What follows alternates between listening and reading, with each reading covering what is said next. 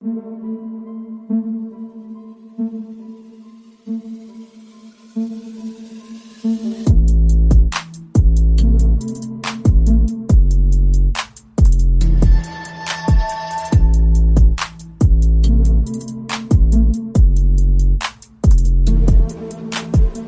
and welcome to the Danilo Gallinari episode of the Hoop Theory Podcast, aka episode 119, which is in honor of his career offensive rating of 119, which ranks 25 on the all-time list.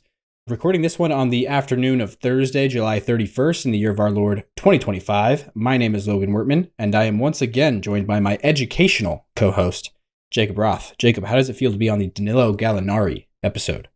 Awesome. A beloved, like a guy that was good enough that he should have, I feel like, more haters than he does, but he really doesn't. I feel like everyone is just kind of like, I mess with Gallinari. Yeah. He also was playing for some of the most toxic fan bases in all of the NBA, and no one still dislikes him. It's honestly, in a different world, he would be a cult leader. Like, I don't know. I feel like it's pretty cool. Yeah. But honored. I'm pumped that it's cool stat also on why it's him. Wouldn't have guessed. Who'd have thunk? Mm-hmm. Look at us. I wouldn't have. But that brings us to now and the Gallinari episode. Mm-hmm. He's I'd say he's like first ballot Hall of Very Good. You know? Oh, he's like yeah. in the rung up below all the guys that make it to the Hall of Fame. Just like super good role player, lasted a long time, borderline all-star some years, you know.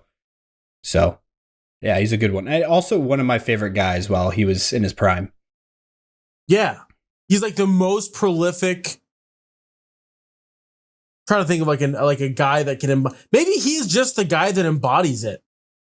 Yeah. Where it's he's like just like a role player bucket getter. In this CBA, he would be getting a supermax because of the way that they're doing max. like you make a third team all NBA, you get a max. Like that just Ooh. He would be one of those like chemistry checkbook potential nightmares, but not chemistry nightmare because everyone loves him as we opened up with. But yeah, his one blemish was really in Denver actually, where he felt a little slighted, or he felt like the team was not choosing him as the best player anymore because he had become like the best Nugget for a short little bit, and then Jokic was coming onto the scene right then, and so then he was like, this is my team. It's not supposed to be this other guy's team.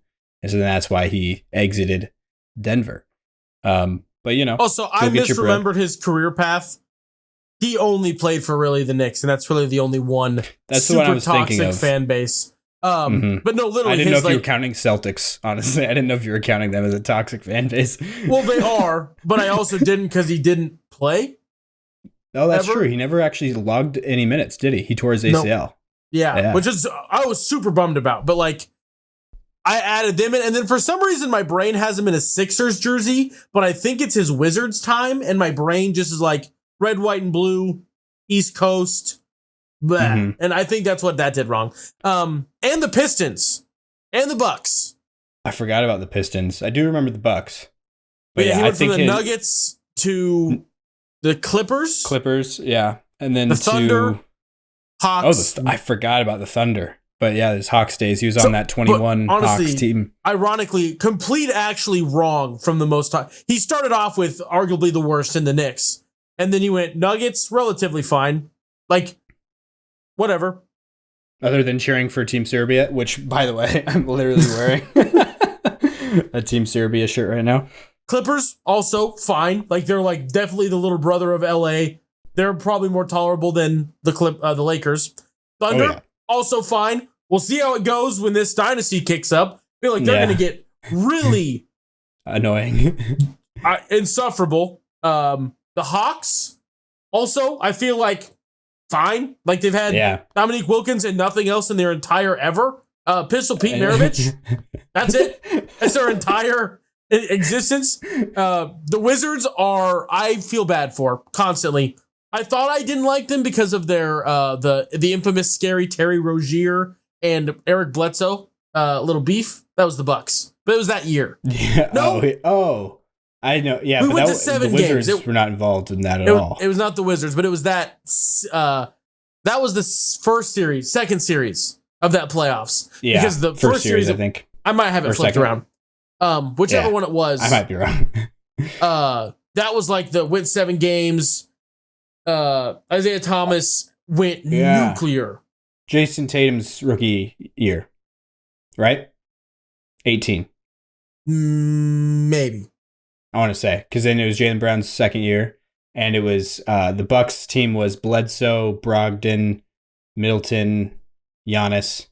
It was before they had Brooke, or maybe it was Brooke's first year. But then, regardless, we are going on some wild tangents for trying to have a short, buttoned up, little episode today. But yeah, Pistons and Bucks. That's his whole career path. Almost none of those are toxic. Eventually, I think the Thunder will ascend into that. I hate everything about you, but it's fine. Well, I think their team is what's more hated at the moment, which was really weird. I found it odd how much hate this OKC team got in the midst of their entire run. That was we talked about the free throw thing. That was the only thing that it made me mad a little bit, but I didn't hate the whole persona of the whole thing. I didn't get I wasn't clowning Chet for the cookout invitation jokes and stuff like that. I think people didn't like them. They were getting the comparisons that KC gets in the NFL with being on the same team as the refs. Oh, I thought you were saying that they're everywhere and they're inescapable. Because that's what's so... Maybe that. This is also my other... We can talk about this a different day. But no, they're in commercials all the time just because a lot of their players are very marketable. Predominantly the deserved MVP of the NBA, Shai Gilgeous-Alexander, is in a lot of commercials and that people didn't love because they are mad that their team's not as good. And then every time they want to watch their favorite sport, they have to look at him and Chet walk out to the Spice Girls or whatever song that was. Yeah. Where they had that paparazzi commercial. Anyway, but yeah, we're probably not going to talk about the Thunder much this episode. But maybe, who knows? Yeah, who knows? We'll see. I'm guessing we won't have much disagreement with the odds on them because that's what we're going to take a look at today. We even told people that's what... Oh, yeah. That's what you're doing. I'm sorry. Yeah. But before I do that, though, I would like to first say thank you guys for listening or watching, whatever you're doing on YouTube or any podcast platform for the audio. Please consider leaving a like or a comment or a rating. And please consider subscribing to the channel or following the podcast feeds. If you would like to support the show beyond that, be sure to hit up the Patreon, hooptheory.com. I messed this up, but Hoop Theory Patreon, where to go. There's a $1 a month tier as well as a $5 a month tier that you can sign up for to get extra content and help us grow. And then also we've got just one-time donations over on Buy Me a Coffee if you'd like to do that over there. That would be greatly appreciated. And then we have the mailbag, hooptheory.mailbag@gmail.com. Send your thoughts, anything over to that if you want us to read it. But yeah, so as I was saying before, that little mess of an ad read or whatever you want to call it, I was going into what we are going to discuss today, which is the odds for next season's championship, the Larry O'Brien Trophy. Because, it's never too early to go and do that. It's Thursday, July 31st, as I said before. So I'm interested to see what it's going to be. I'm sure I know number one, and then I think I'm going to get the next two. I don't know what order, though, for the next two. I think I'll get the top three. Okay. We'll see then. I would guess OKC is a favorite. I don't think it's going to be them minus odds, though. That would be a little much. That would be crazy. Before we jump into it, these are going to be coming from FanDuel Sportsbook. I'm looking at the odds. Logan is not looking at the odds. Just so everyone that can't kind of see and you'll figure it out eventually as we start talking. But you are correct if I'm going to assume on who the number one is. And you are correct. They're also not negative odds. They are positive. What is the number? 230, according to FanDuel Sportsbook. Okay. So pretty good. And that's where I'm no, problematically good, I think. What does that mean? Problematically good? I feel as a bet, that's not great value with what they have the rest of the likely pack to be. So you're saying that they should have a higher number or They should have more likely odds or less likely odds. The gap between the Thunder and the next couple of teams, I feel like, should be smaller than it is. But maybe I'm crazy. Like they should be the betting favorites. But 230, and then we'll talk about we can actually wait to have this discussion until the jump because you don't even know what it is yet. Is it going to be like plus 1,000? Not that bad, but close. Plus 750? Plus 750 is the next one. That makes sense. And I just am like, do we like feel like the Thunder are, because that, I'm making sure I'm thinking odds right, are 60% more likely to win the title than anyone else? Than the second best. Second best? Does that feel correct to you? It doesn't to me. I feel like it feels correct for what I would think most people would think, if that makes sense. Yeah. But I felt like I kind of had I felt like I was going to have a hot take on saying that I feel like OKC's a lot closer. Like I don't have them on a separate tier from. I think OKC is the least likely repeat champion. Though obviously we haven't had any in a minute. I think they're not ever. I'm talking about like if you go back since I know this in the last streak, 7. I got to think 7. This has been 7 in a row that have not repeated. If that's what you're trying to think. I feel like last year the Celtics should have been more likely to repeat, or were until things obviously did not materialize. This is all health included. Nuggets, I feel the exact same way. Until they had the offseason that they had. But yeah. Yes. Like losing Bruce Brown and everything. Who was before the Nuggets? I'm having a stroke. Before the Nuggets was the Warriors. 22 Warriors. That one. The Thunder definitely have them beat. Now that I'm like 21 super Bucks, about it. And then 20 Lakers. And then 19 Raptors. Which we knew that wasn't going to repeat unless Raptors back. We knew wasn't. Yeah. But they should not be on this pedestal like I feel like a lot of people are putting them on. I feel like they might. Like, I feel like maybe you could make the argument with the Celtics. Finals. I mean, I wouldn't be surprised by that because it's happened literally 7 years in a row now where the team loses in the second round at best. But I'm just saying there's like a world where I don't think like they like get a bad draw first round and they just lose. Like, I don't know. I'm just not.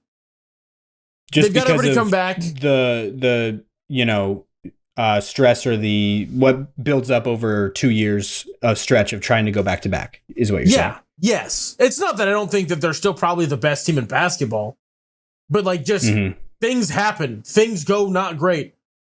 Will everyone stay healthy? And again, they're young, so the odds are like yes, but it's not like a guarantee type of thing. I would say in this era, if there was a team to break this streak and go back to back, it would be the Thunder, to be honest. Would be my take. But I also do understand what you're saying, and it's hard to bet against that pattern continuing, because it's been so prevalent. Especially how the offseason went. Like a lot of teams that were close in the West getting better. To definitively look at them better. East obviously is a different universe. The team that took them to 7 in the West got better. Way better. Yeah. Like, and the teams that are like also the young guys that are up and coming also like have a playoff experience. Like, and there's like a world where like some of the teams that are lower on this list, and I won't spoil where they're at, but like the old heads, the Clippers, the Warriors mess around and knock the Thunder out just because a bunch of old heads, valiant final push, go off into the sunset for some of the guys set to retire. And go from there. But I don't know. But who do you think, as we've kind of gone in all this circle, Thunder, according to FanDuel Sportsbook, are at plus 230 to win the 25-26 NBA Finals. Who do you think the second team, as we've already discussed, who's at 750 is? Okay, and they're not tied with anybody? Or are they? No. There is this team and then three teams tied with the next best odds. Which is it's essentially one shelf with this team in second place being bumped up a little bit higher. Okay. If I had to pick a second, in my opinion, I would go Denver. But I don't know if other people are thinking Houston over Denver. Those would be the teams that I would guess here. I'm going to go Denver, though. Let's try to, because there's the top 5 that are essentially separating themselves. who do you think is in the top 5? And then we'll put the order after, because after the Thunder, they're all essentially the same odds. Mm-hmm. Top 5. So there's going to be obviously OKC, and then I think Denver and Houston are both in there. Yep. And then I would probably go Cavs, maybe. Okay. Are they in the top 5? Yep. They are. And then Knicks. Yeah, that is the top 5. Okay, that would be my top 5 as well. So who do you think second was? You said one of the West? Is it Denver? No, that is almost the exact opposite order. They have Cleveland at plus 750, and I think 90% of it is because they're in the East. The way they can get to the finals is insurmountably easier, and then who knows what happens in a 7-game series is my brain on how the book would be going. The Knicks are at 8, and the next 3 are like just, I don't know what order they're in, but they're all the same odds, so it doesn't really matter. But it's the Knicks, Nuggets, and Rockets all in the same little group there.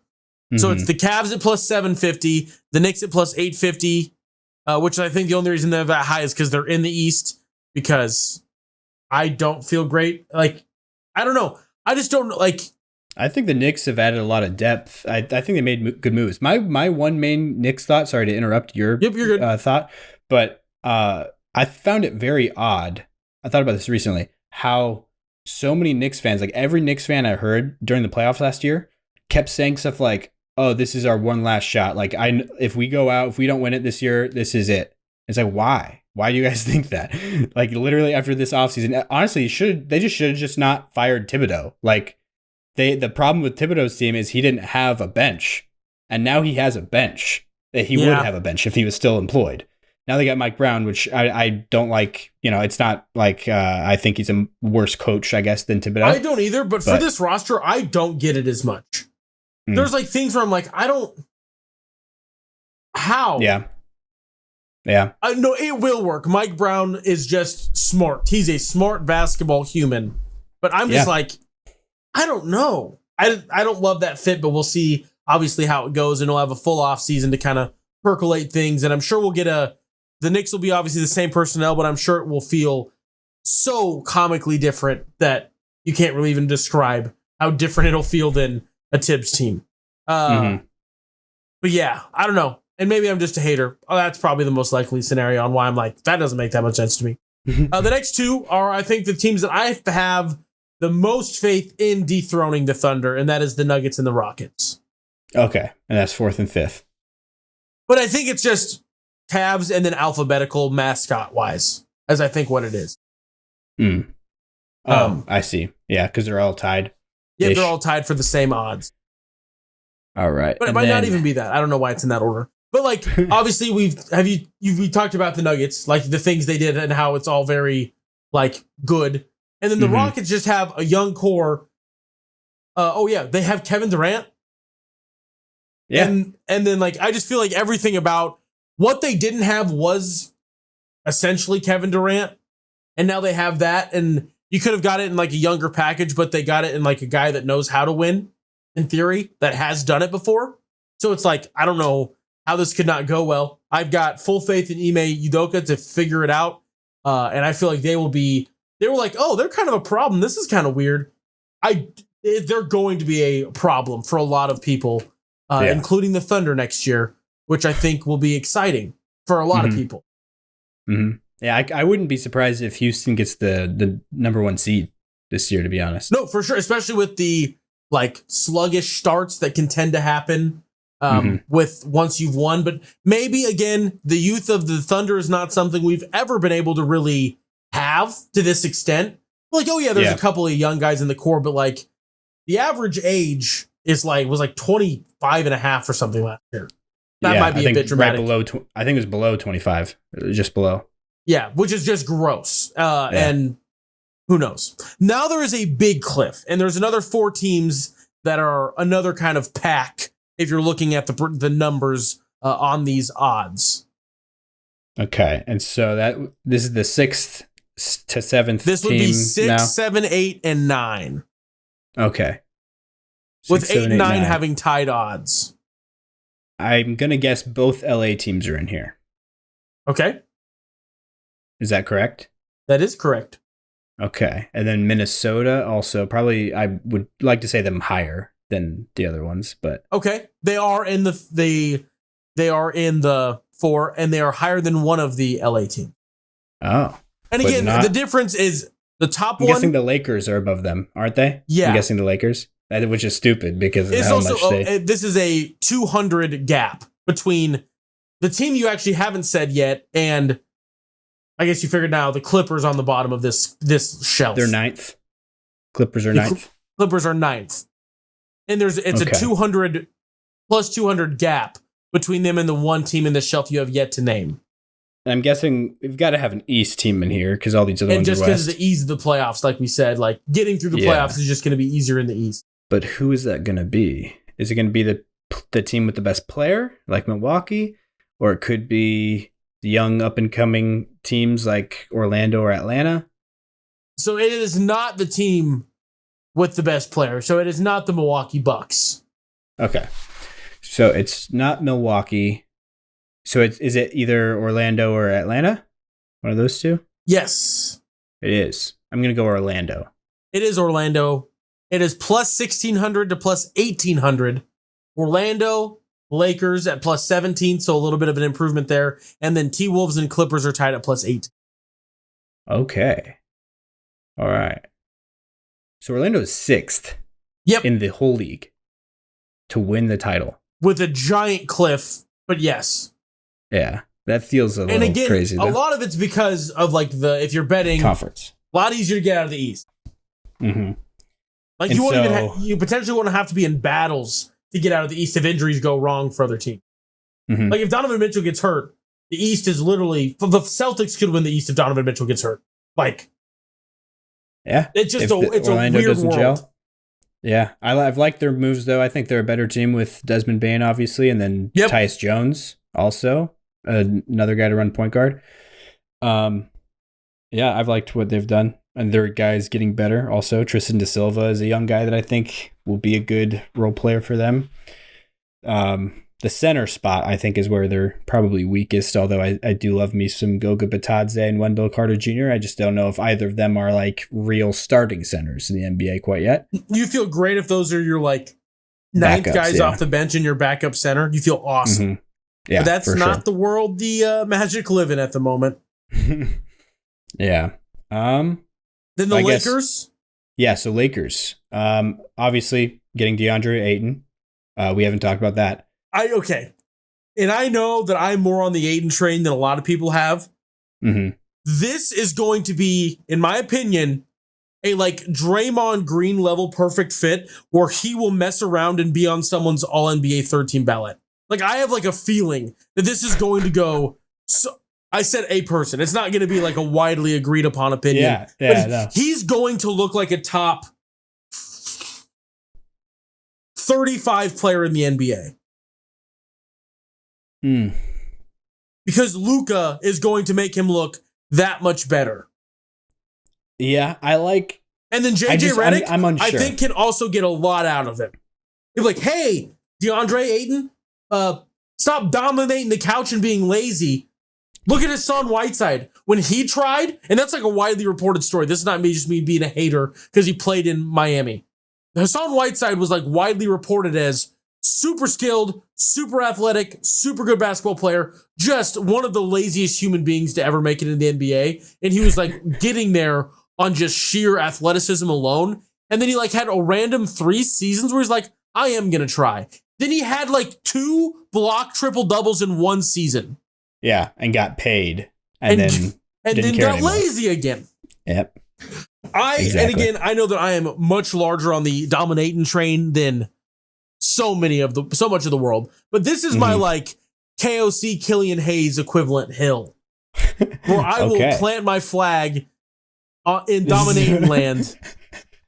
Out of all the people you could plant your flag on. Okay. I just feel a little more unsure. But do you see that? Obviously, that's like the most hyperbolic, extreme version. The thing is, he has the talent to do exactly what you're saying. Yeah, I know. I don't disagree with that. But I'm not going to believe it until I see it with him. I just know. I think more the thing that makes me like want to believe it more than genuinely believe it this is a perfect scenario. Like the only world that there might be like a better one is if he could have been like plugged in, but they didn't like need. No, I can't think of a better one. I can't. I literally can't. One. Like in NBA history, I can't. I was gonna think like maybe if he was like on the Spurs teams when they were like fundamental Spurs and being that, but like no, like not even that. Like maybe if like he played with like Steve Nash, with Amari Stoudemire and DeAndre Ayton doing crazy things in Phoenix back in like the early 2000s, maybe. But no, this is perfect. I feel like JJ Redick can do some wizard magic stuff. Obviously, Luka is going to take things seriously this year, even though he always has. But like, dude is super slimmed down, looks like he's going to be a menace. LeBron seems to have kind of settled in.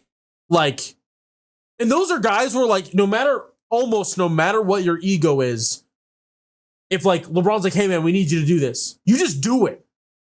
You know what I mean? You would think. Yeah, there's very few egos that like, and maybe the guy that got his name tattooed on his back, using a play on the word domination, would be a guy with an ego too big to like just listen to what LeBron James, arguable GOAT of some people's generation, would say. But I don't know. I'm big on the DeAndre Ayton train, and I think the Lakers are also. That's also why I feel even less strong about the Thunder thing, is there's so many teams that I'm like, there's nights where the Thunder won't have the best player on the court against the Lakers, and I feel that could, like, obviously Luka. Yeah. And then like he's getting older, but if it's a playoff series and it's down to the nitty gritty, I think there's like a world where the Lakers have the better second player, like the second best player on the second best player on their team. Best two is also going to go to the Lakers. And then if you have like something that can assist with like the size that they, I don't know. I'm big on it. I'm not being a crazy person. You can clip this when I'm totally wrong, put a clown nose on me and say, look at this guy. But I don't care. It's more that I want it to happen. I want there to be a world where we're like, you've always wanted this for DeAndre Ayton. I have. I have. I don't know. I just want it to happen so bad. You wanted him to go to Portland and become Karl Malone, I think was what you said. Minus the bad stuff. Yeah, obviously. But then what ended up happening was the Portland Trailblazers decided to pay him $35 million next season to not play for the Blazers. That's true, but they didn't have Luka.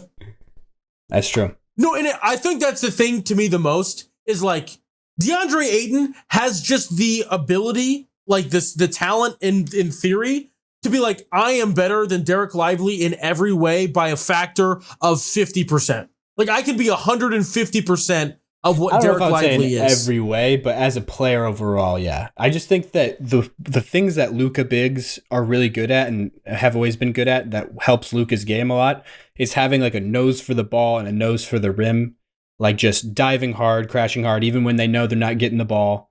You know, just doing all the dirty work, kind of making sacrifices, like all of the things that DeAndre Ayton has severely lacked. He's gonna do it. No. You know, trust. But he's a big body, and theoretically, he would be a great lob threat, a great pick and roll partner with Luka Doncic. You would think. Feel free to send me your DeAndre Ayton All-Star jerseys when he becomes an All-Star. Feel free to send that to my house, or we should get a PO box so people can send us bombs. So I'm just kidding. Sorry, that was dumb. Anyway, I'm not high on the Lakers, but I am high on DeAndre Ayton being in a perfect scenario to percolate and cook. I think he makes or breaks their season.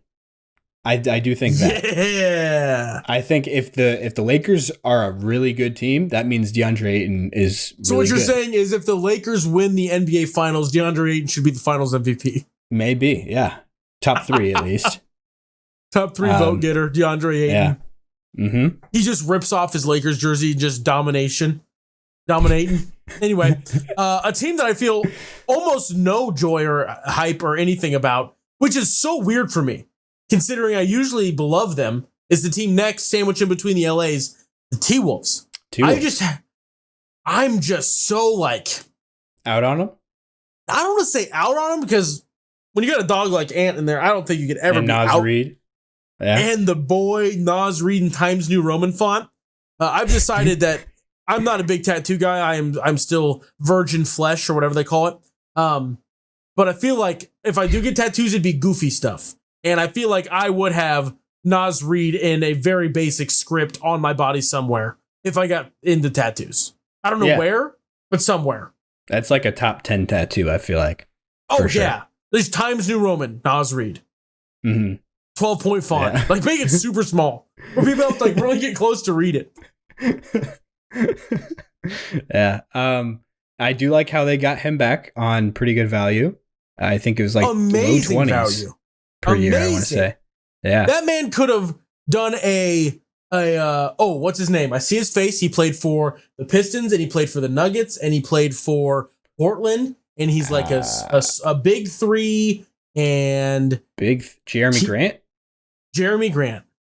Oh, where he like was a dude and then was like, I'm gonna go get a ton of money, bag somewhere else, yeah, and went and did that. But then Nas Reid, for some reason, or maybe the money wasn't there because everyone's trying to navigate the CBA.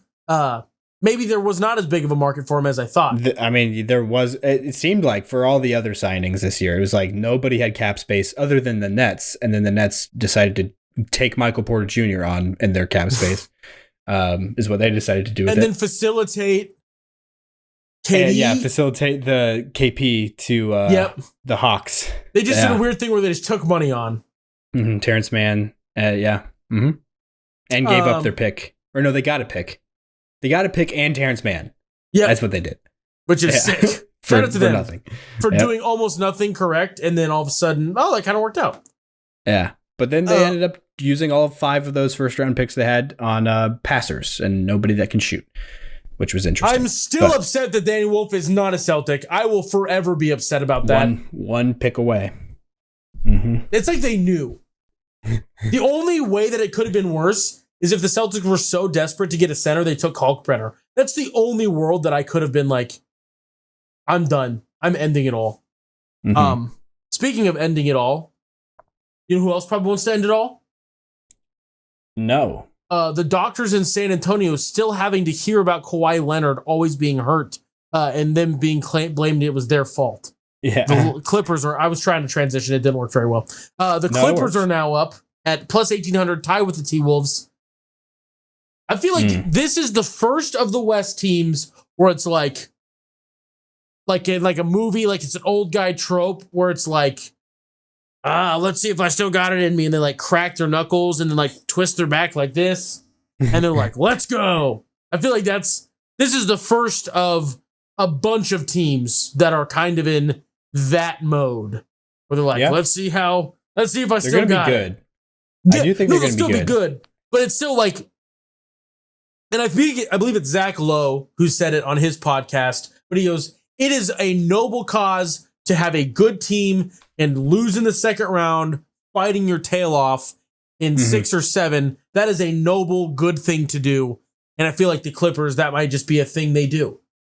Yeah, for sure. Especially if Kawhi has a better, more healthy regular season than he had last year, which was a pretty unhealthy one, even for his standards. I believe he played like 35 games or something like that last year. But then he was healthy for the playoffs, though. But the thing is, he played in the 30s for games, and then they still won 50 games on the season. The Clippers. Because James Harden did not do what we thought. I thought this was going to be insufferable. James Harden was a teammate basketball player, a team first basketball player. Yeah, facilitator. Still crapped the bed in Game 7. Very hard. Very hard. But people forget how good he was in Game 6. He came up big in that one. Got them there. Yeah. But yeah, it's just that pattern has to continue for some reason every final game that he's in. But, then we have Ivica Zubac, who took a huge step up last season and is one of the best bigs in the NBA now. He's another guy that I love. I wish he was playing with Luka. He's on both of our guys' lists. I wish he was playing with Luka. Just because everything about just Luka having a big, he's not a rim running big by any stretch of the imagination. He just does short roll. He's just the wall. What is the wall? Hold on. Let me do some looking up. The wall? Yeah, like Pink Floyd? No. I'm trying to think like how do you say the wall in Croatian? Oh. Yeah, I have no idea. I wouldn't have been able to help you out with that one. But I just came back from vacation. It's Zid. Zid. Okay. I just came back from vacation from Grand Lake, Colorado, which is a very small town, like 1,000 people maybe. But every single server there, like in all the shops and all of the restaurants, all of them were like I don't know what they were exactly, but they were Eastern European, Balkan type of accent. I'm guessing it was like Croatian or something like that. At least it just made me think of that. Like every single person there that was working at the stores. It's like interesting. Where did you all come from? But regardless, I could ask them, I guess, for what the how you said wall in Croatian. It is Zid. And yeah, that is what Ivica Zubac is. There's only 400 people in Grand Lake. Only 400? Wow. Mm-hmm. Jeez. I underestimated it or overestimated it. I guess there's a lot of tourists there in the summer that makes it look bigger. But anyways, the other thing that the Clippers did was trade Norm Powell. I didn't love this move. They traded Norm Powell so they could take on Bradley Beal in that when he got bought out by the Phoenix Suns. I would have rather just kept Norm Powell, to be honest, even though he wasn't great in the playoffs, but still he was a really good player all season long. I can't imagine Bradley Beal is going to be that much better in that role. I was like, what makes us feel like Bradley Beal is going to be better in the playoffs? Yeah, exactly. He's more of a ball handler, I guess, but not as good of like just catch and shoot, 3-and-D wing like Norm Powell can be for you. But I love his fit in Miami, but I didn't love that move for the Clippers, I guess. And then Chris Paul, the move that I did love, not just for everything about it. Yeah, not just for the sentimental reasons, although those reasons are huge, but also just, functionally having a backup point guard, somebody to run the show other than James Harden would be helpful. Also, I might be totally off. I thought that him and James Harden weren't cool.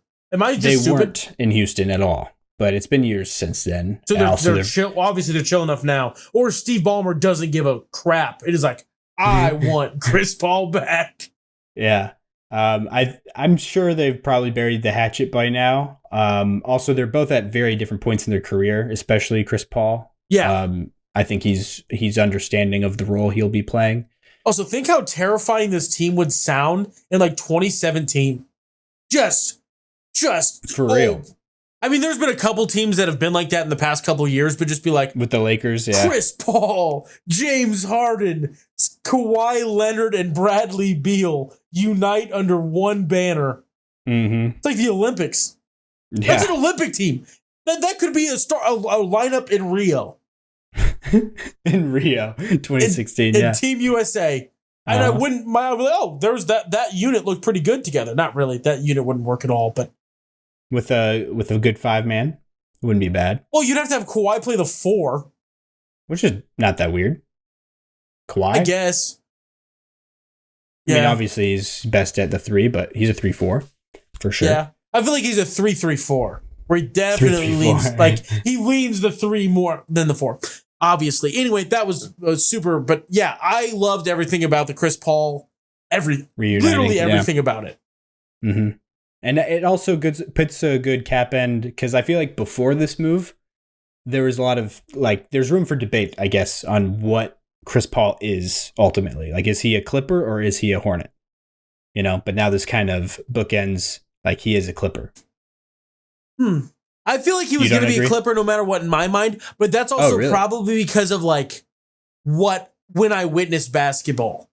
That for me is like a big thing. Mm-hmm. Of someone could be known. I'm trying to think of an example. Like when I think of Chris Paul, for some reason, I still picture him in a Hornets jersey. I don't know why. Not even close. I picture him in those ugly short-sleeved red Clipper jerseys. The from red Christmas. Ones. Yeah. I think of the baby blue ones if I try to put him in a Clippers one. But yeah. The other the thing I always think of with Chris Paul is the Steph Curry, what is going on? Where he's running around, but the ball's in front of him somehow, and he hits that turnaround 3. You're talking about Steph with the ball? Steph with the ball. Oh, but gotcha. It's against the Clippers in those baby blue short sleeves. He crosses Chris Paul up. Yeah.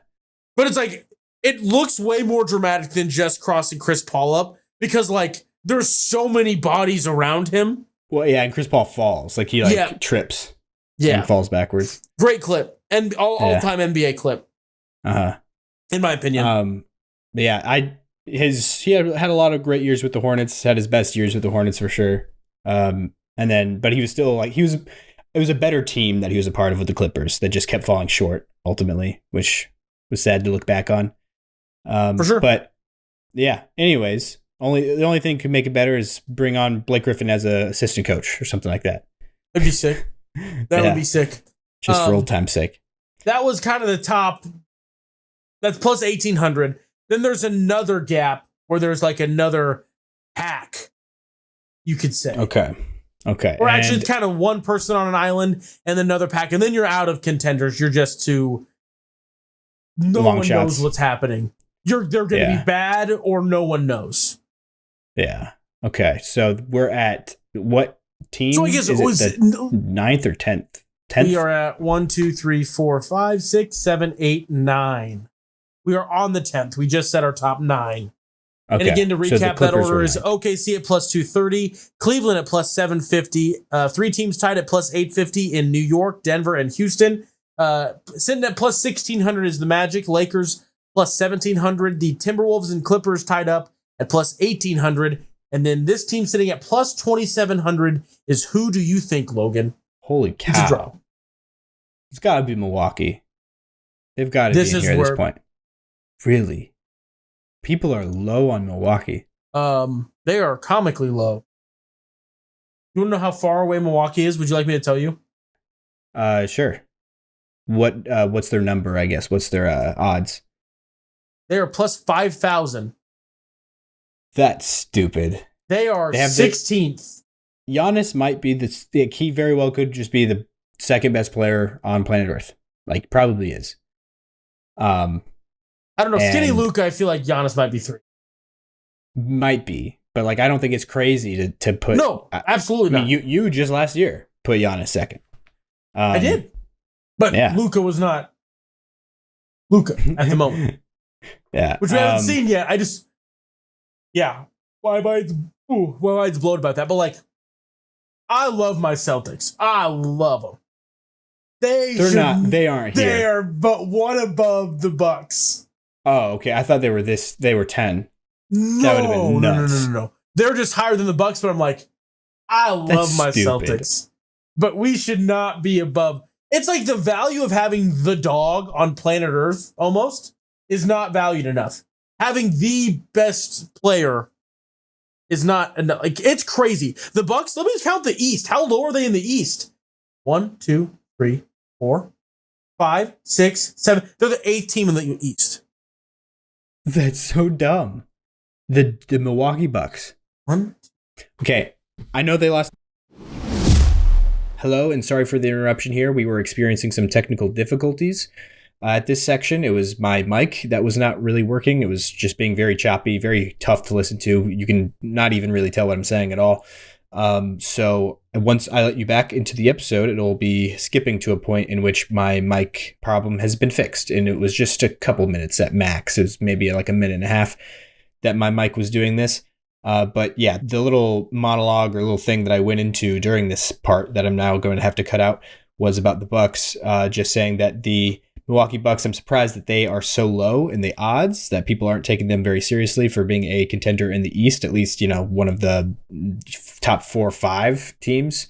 It's crazy that they're 8th in the odds, even though they did waive and stretch Damian Lillard, their second best player, which was a very weird, controversial move, in order to create cap space to sign some other guys, since, this season for Dame was going to be a waste. He was going to be out the whole year with the Achilles injury. And who knows what he's going to look like when he comes back at his, advanced age. So they did get Miles Turner, in that move. That was kind of the direct domino that came after that, which I don't think the Bucks is going to be as good of a home for Miles Turner as Indiana was for him. I don't know if he's going to have quite the same effectiveness as a player, just in terms of fit, but he is an improvement over Brook Lopez, I would say, just kind of a younger version of that 3-and-D center that you want to trot out there next to Giannis Antetokounmpo, their star player. So there's that. And then Cole Anthony, I thought was a good signing as well to fill in, some point guard minutes without Dame, obviously. I feel like they're as weak as this East is. If you have the best player on planet Earth, basically, he's, I would say probably the second best player in the world, and the best player in the conference by far, especially with Jason Tatum out, then I think that they should be given like a decent chance, at least, not below the Celtics this season, without Tatum and without now Drew Holiday and Kristaps Porzingis that they've traded off. And probably Al Horford as well, as he is still a free agent. But yeah, so that was the gist of what I was saying there that got cut out. I'll let you guys get back to the episode now. Thank you. Anyway, yeah, it's gross that Milwaukee's that low, is what you were saying, and then giving information about it. So, I guess moving on to the next team, though, the one that we don't know, it's plus here. 2,700. Clippers plus 1,800. So is this an East team at 10? It's not. No. I feel like it's very akin to the Clippers. They're like spiritual brothers or sisters, depending on which way you look at. Okay, where are we even at? There's Memphis, I guess. I don't think they would be up here. There's San Antonio, I guess, could be at this spot. That'd be a little high. They're lower than the Bucks. The Grizzlies are lower than the Bucks. Agree, that one makes sense. But I feel like San Antonio could be a sleeper. Who else is there? Dallas? They're not. I guess Dallas, probably. Dallas isn't here? You're forgetting a big one. Like, this one is fair. Okay. Again, it's like the old guy, let's see if I still got it in me, cracks their back and goes. Yeah. Oh, Golden State. Yeah. They're over Dallas. Golden State. Yep. That's stupid to me. I don't think so at all. They don't even have a center. Which, again, I will petition for Al Horford to have his jersey retired if he is not going to play for the Warriors. I'm forgetting Kyrie's out this whole season also. I just remembered that just now. That was gonna be the next sentence I said, is they don't know when they get Kyrie. Yeah. So it's like, honestly, for the future of Dallas, this is perfect. The fact that Flag is gonna be able to kind of cook a little bit and then maybe mess around, getting some like nice tight games, and then Kyrie comes back. And they can it'll be awesome for them. But no, it's the Warriors here at plus 2,700. And it's just like I think a lot of it is how good they looked at the end, like that stretch to end the season. Granted, they had a center during that stretch.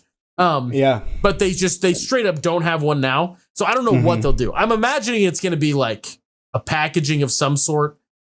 Because also, this feels like you could be death to the second window. Like, our second window hopes are doomed.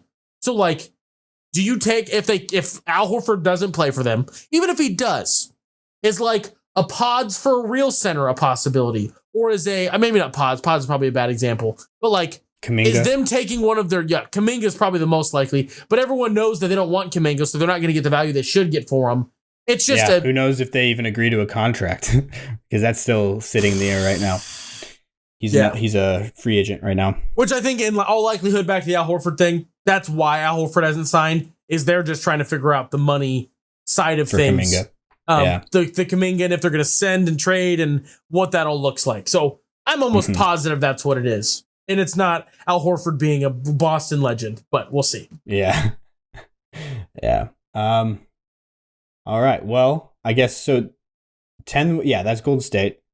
Which is still a little wild to me, even though I guess Dallas is not as big of a contender or whatever you want to call them as I was previously thinking, with Kyrie being out for at least most of this season. He did tear his ACL, not his Achilles, which should be a shorter rehab. And he did it also not at the end of the season, but it was I don't know, March maybe, something like that. Middle-ish. I want to say. It was also his knee that was already bad, which kind of extends it even longer. Because all of his knee issues have all been his left knee. Like when he had those screws that he had to get out, I remember. I'm almost positive everything, like Duke, everything has been the same knee. So yeah, that makes sense. There's that caveat of it as well. The next team, I will give you, how many guesses do we have left? Like teams left in the NBA. I don't think you'll get this next team ever. This is the most. We have two very. It's not. Oh, never mind. I skipped ahead a couple. Sorry. We were talking about Dallas, but we're technically two teams back because Dallas is at plus 3,300. So it's Golden State, a team, and then Dallas. Oh, okay. So Dallas is right there. A team in between them, though. Is it an East team? Yes. Recently just made moves that people got pretty high on. Recently. Like, I feel like they've got a lot more love. Atlanta? Like, yes, Atlanta. Okay. That makes sense to me. I feel like I would almost put Atlanta over Golden State because of them being in the East, to be honest. That's fair. But that's totally fair. But it's also plus 400 difference, so it's not a giant. I mean, it's a gap, but it's not a giant gap. Who do you think is after the Mavericks? The Mavericks. So it's Golden State, Atlanta, Dallas. Who do you think is after the Mavericks? Miami. Nope. I feel like this is the most. There is two teams, and they're just hedging their bet in between the two potentials that this team is. New Orleans. No. I was thinking like the very best case scenario for New Orleans. No, it's essentially that, but not New Orleans. Raptors, Toronto. Nope. Oh. Who else is like that? Is it? It's not Memphis, is it? You already said Memphis is lower. Memphis is lower. It's an East team. Okay, it's an East team. Eastern Conference. Pistons. How have we not talked about the Pistons yet? Pistons are the team after this team. Why? I feel like they're kind of low.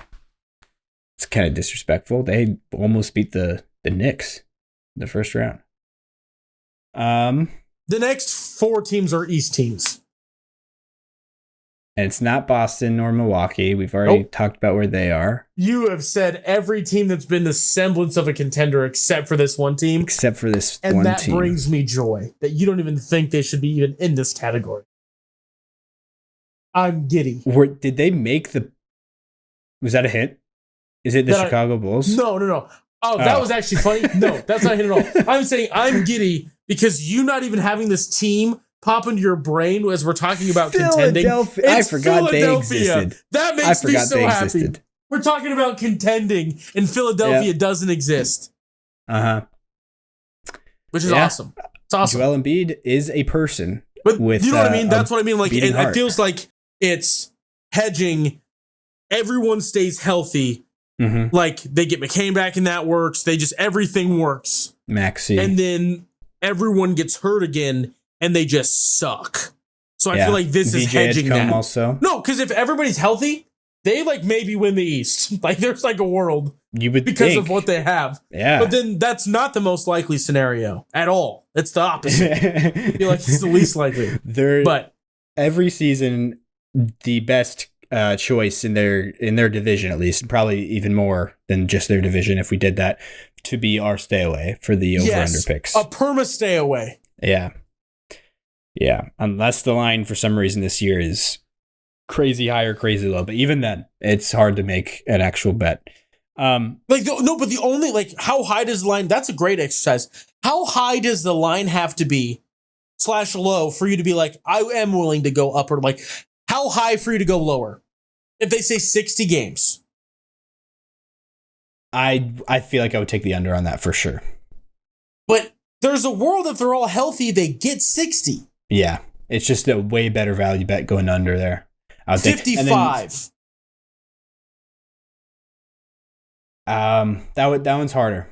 That's where you'll probably be stay away, or you probably still will take the under. It depends on what else I guess is there in the Atlantic Division. What other lines? 57.5. That's their line. No. I just said that. Oh, you're throwing that out there. Okay, I thought you just read that. I was like, what? I feel like I will take out $1,000 right now and slam the under. I bet their line's going to be like 42.5 this year, something like that. Lines don't come out yet, do they? They probably exist somewhere. I thought Bill Simmons did a big thing when they actually came out, and he's in the middle of his break. Oh, I don't know. He does for the NFL at least. Okay, I think some books have them out already, but some definitely don't.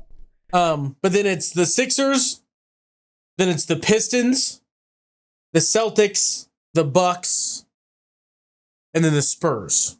And then it turns into and then I guess the Pacers. Pacers worth mentioning. Only reason they're not much higher, obviously, Halliburton being out is a big part of it. But then everything else is just like poo-poo doo-doo water. And they lost Miles Turner. Yeah. We forgot to mention with the Wolves, they lost Nickeil Alexander-Walker. Yeah. So they're running back everything other than they subtracted somebody. And now Terrence Shannon is going to have to fill into that role. Which I have faith that he will do that very fine. For sure. They'll lose a little bit defensively. Yeah. But somebody he's going to handle the ball. He's going to have a long career, I think. Yeah. I agree. So, yeah. He's a gunner. I also love that if you go back in this podcast like 2 years, I hated him because of his like booty ball stupidity against Nebraska in the Big Ten tournament, in the semifinal. I got so mad. Mm-hmm. Coleman Hawkins also can't stand that guy. Google that guy. I can't stand his face. Coleman Hawkins. You want me to see him? Is that what you're... Hold on. Let me make sure that's his name. Coleman Hawkins. Nope. It is. Oh, man. What a pull.